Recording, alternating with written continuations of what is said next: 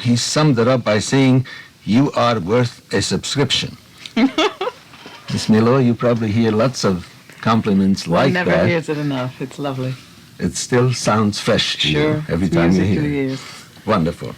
Tell me first, you're probably too young to have heard Richard Tucker in person, but Unfortunately, yes. do you have any sort of a second-hand recollection? Other people's Yeah, well, of course. reports? I mean, anyone who considers themselves a viable candidate for anything to do with Verdi or anything to do with music has to be very well introduced with the works of Richard Tucker. I mean, he's to my mind, absolutely one of the top-ranking, if not the top 5 tenors of the last 30 or 40 years. Well, sensational voice. You will not find many disagreements in this assessment. As you entered the 1985 contest for the big award, the Metropolitan had probably wonderful plans for you. In fact, you had already made your debut, which was kind of unscheduled. Right. Having been a member of the program in an effort to maintain a career in the old-fashioned way, it's really like an MGM where they find young people, young stars, they groom them, they get them ready for the outrageous fortune, so to speak, of a career. And they make you move piedi piombi, you move with lead feet. And in this instance, I was very happy to be a member of the program and then to make a debut in quite so spectacular fashion. And that debut was in the role of Simone Boccanegra. Amelia and Simone Boccanegra. Were you already earmarked for a Verdian soprano, or did this come later? I think one must always follow one's inner music, and Verdi has always appealed to that, to me. And I think they saw the comfort and they saw the soul speak when I sang his music. I can only hope so. I'm sure they did. Now, you made a terrific impression on the judges, of which I was one, and I must say that you were our unanimous choice, as far as judges can ever be unanimous. Sure. But the settlement came with a certain amount of suddenness and also a relief that at last we are now listening to a genuine Verdi soprano voice. Thank you. What immediate effect did the award have on you? I mean, apart from the fact that you were pleased and there was substantial money involved, which certainly helped your career. Of course. I mean, the obvious is the sense of a renewed commitment that kind of an endowment can give you, so that you don't really have to accept work that you shouldn't accept. I just felt as if I had been called as an honorary member into an elite family of people who really continue to contribute to the art form in memory of someone they loved and in memory of someone who touched them greatly, in this case, Mr. Tucker. And for me, it just made me feel very much more special.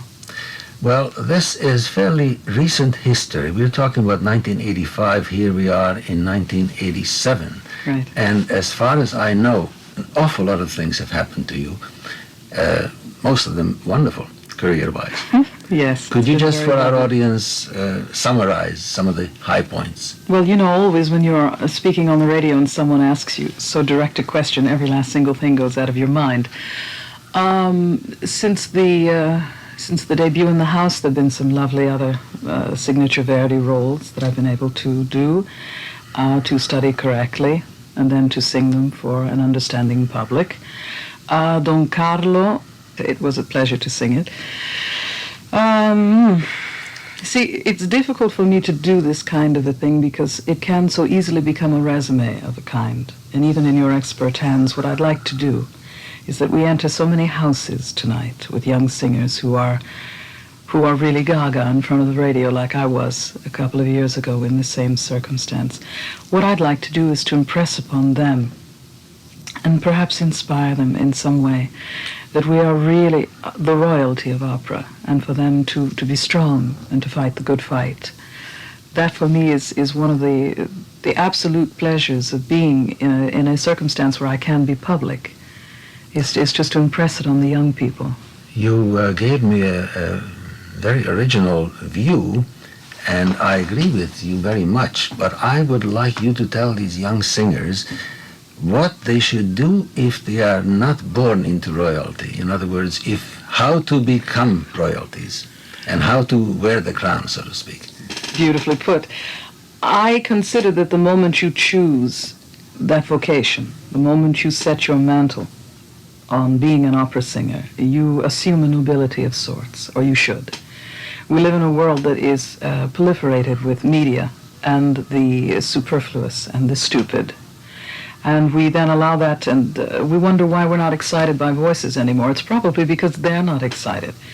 The idea is to reach into your soul again, and to sing with your soul, and not to be afraid of conductors, and not to be afraid of directors, and people who will cloud your vision, so to speak, but to be very strong, and to do everything you can to protect your instrument, and to do everything you can to be very brave, because when you stand on that stage, the public will always recognize the person who is singing for God, and the person who is singing for them. And I almost guarantee you instant success with this, because it's noble. But you have to be very sure of yourself. You have to have great confidence in your own ability to communicate. Well, you mustn't deny God's gift, that's all.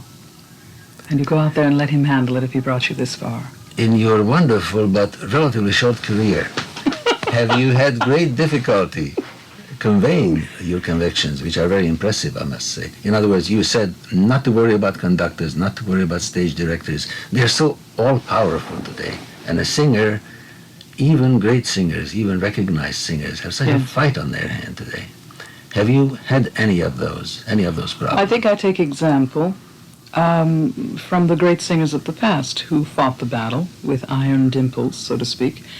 And you simply look at them and you say, I will do what I can in order to deliver the best sung performance that I can. It's wonderful you mentioned iron dimples, which was a description that Baldi was known for. And I think it's a wonderful combination in the sense that you definitely make the dimples show, but eventually the iron has to be shown behind it. Exactly. Charm people, but at the same time prevail through determination exactly. and hard Exactly, will. because it's so worth it. You can only present how your soul transfigures the music.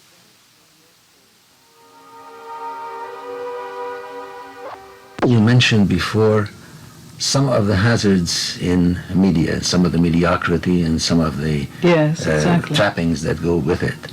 I presume, therefore, that you place singing great music, singing opera, above the mundane level. Are you satisfied with the way your career has so far developed? I am never satisfied because I believe that one can always do better. I'm just hopeful that with all of the nonsense that can really pursue a young singer, that I won't lose sight of what is important. I just really hope that. Which is? That we sing to be nearer to God, and that we sing to bring everyone else nearer. And it's a very beautiful and a very noble profession. And as long as we keep the blinders on and we remember that, then the agents, the press agents, the fanatics, the stupid things are unimportant. You are given to very, very strong opinions. I admire you for them, and I'm in awe of your courage in voicing them. Thank you. Do you recall any major influences in your development? The strongest, of course, are my mother and father. And this year, my father, unfortunately, is fighting a very difficult fight and probably will not be with us very long. Sorry to hear that. But he transfigured my last performance of Othello. I asked on stage in this beautiful, beautiful house to get some of the magic and the fire that he has. And I think God heard me for a moment.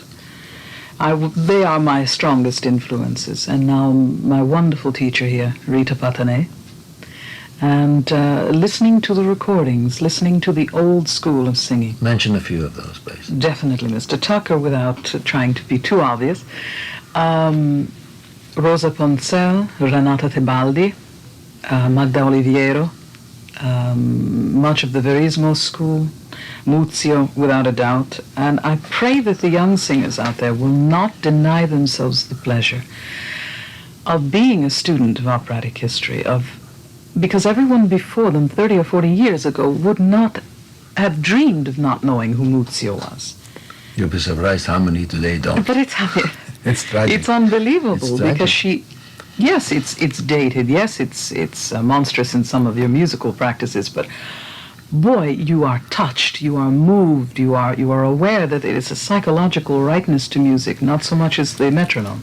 To say nothing of the fact that this is a direct line that leads right back to some composers like certainly Puccini, Giordano, Mascagni, who worked with these And Mr. artists. Crutchfield touched on something very interesting in a recent article he did about how close the various singers were of the past to the intentions of the composer in their chronological birth. Yes. The older the singer, the closer they were to the composer. Are we to believe that what they did is the practice? Or is that why most of the composers didn't have a lot of hair? I mean, the idea is it's an intriguing, complex question. Very intriguing idea. To be, for a moment, on a more immediate level, which I'm sure our listeners and your fans would like to hear from you, your current plans, where else in the United States, in addition to the Metropolitan, are you about to perform? What are your recording plans, if any? Are there any European Well, I'm very events happy coming up? to say that I'll be making my Staatsoper debut in January of this year in Trovatore. I'm pleased to be going with the Metropolitan Opera on tour in Japan, which I don't think they have been there for over 12 years, let's say. And I sing at the Arena di Verona, and I open the Baths of Caracalla. So, as I say, still with lead feet, because I really want the wine to settle, so to speak. What exactly do you mean with these lead feet? I mean, you're soaring. I think if it's good of you to say that, but one never soars as high as the quality of the plane. And if I can't make sure that the wings are strong, then I won't soar very long. And that's why you won't hear of me singing all over the world too fast. But at least these lovely opportunities are done when I know the rehearsals are exactly the way they should, and that I have a maestro that will allow me to make music. Are you planning to, I don't mean restrict, but to limit your repertoire to certain ideal roles for you? Or are you planning to Well, expand? I think what I'm hopeful to do, and what I'm absolutely desperate to stay committed to, is that I want to build the career towards the pinnacle for me, which would be Norma, which means building it with some very, very strong performances of the early Verdi, which will solidify the agility and such that is necessary for the Norma, and just maintain an old-fashioned approach until I sing Norma, which I then will hope will be able to stand up against some of the best. Sounds like a very logical plan, reminding me of something that I believe Arthur Schnabel once said about a Beethoven sonata, and he said that this is such great music it can never be done right. Exactly. And I salute you for your views and for your courage, and it's been my great pleasure talking with you, and wish you a glorious career and my very best. Thank you very much. Sir. Thank you. Good night.